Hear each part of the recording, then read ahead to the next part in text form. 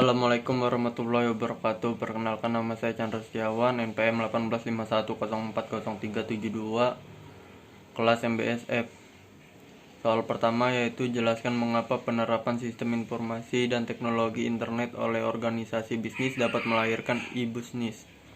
Penerapan sistem informasi dan teknologi internet oleh organisasi bisnis telah melahirkan e-business menurut Mohan Saunei dalam Indrajit 2002. E-business adalah the use of electronic network and associated technologies to enable, improve, enhance, transform, or invent a business process or business system to create superior value for current potential customer.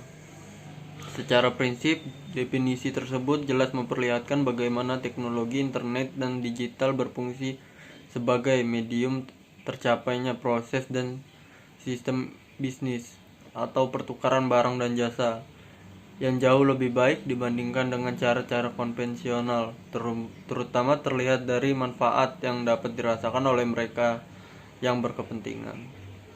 Nomor 2, menurut Anda, pada kondisi seperti apa diperlukan pengembangan sistem informasi manajemen? Jadi yang pertama yaitu adanya permasalahan atau problem yang timbul di sistem yang lama. Yang kedua yaitu untuk meraih kesempatan-kesempatan. Yang ketiga yaitu adanya instruksi dari pimpinan atau adanya peraturan pemerintah. Soal nomor 3 yaitu berikan contoh bentuk-bentuk keamanan sistem informasi manajemen dalam suatu perusahaan atau organisasi yang menerapkan SIM berbasis komputer. Jadi yang pertama yaitu pengendalian akses.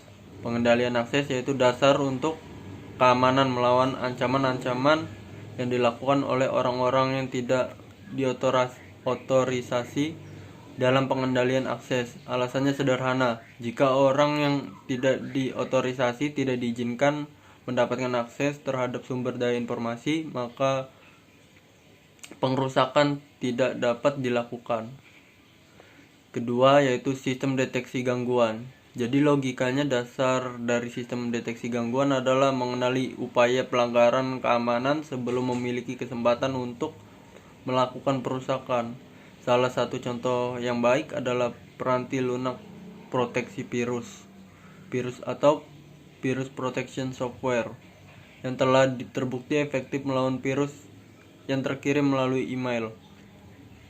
Peranti lunak tersebut mengidentifikasikan pesan pembawa virus dan memperingati si pengguna. Contoh deteksi gangguan yang lain adalah peranti lunak yang ditujukan untuk mengidentifikasikan calon pengganggu sebelum memiliki kesempatan untuk membahayakan. Peralatan prediksi ancaman dari dalam atau insider threat prediction tool telah disusun sedemikian rupa sehingga dapat mempertimbangkan karakteristik seperti posisi seseorang di dalam perusahaan, akses ke dalam data yang sensitif, kemampuan untuk mengubah komponen peranti keras, jenis aplikasi yang digunakan, file yang dimiliki, dan penggunaan protokol jaringan tertentu.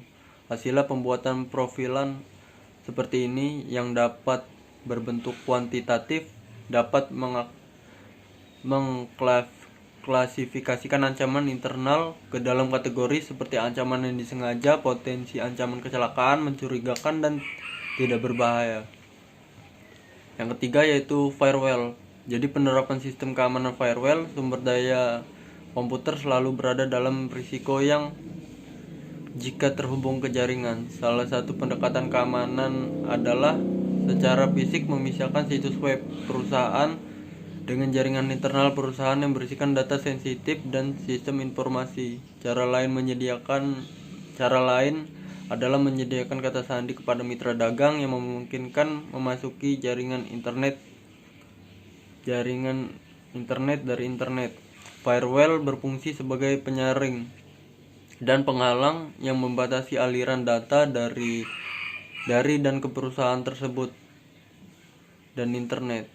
Konsep dibalik firewall adalah dibuatnya suatu pengamanan untuk semua komputer pada jaringan perusahaan dan bukannya pengaman terpisah untuk masing-masing komputer. Soal 4 yaitu jelaskan hambatan-hambatan apa saja yang mungkin terjadi dalam implementasi sistem informasi manajemen berbasis komputer dari internal dan eksternal. Jadi hambatannya yang ditemukan dalam penerapan sistem informasi manajemen dapat berupa kelengkapan fasilitas yang ada. Karena sistem informasi manajemen ini lebih kepada penggunaan teknologi komputer yang dapat digunakan untuk mengelola data-data yang dibutuhkan.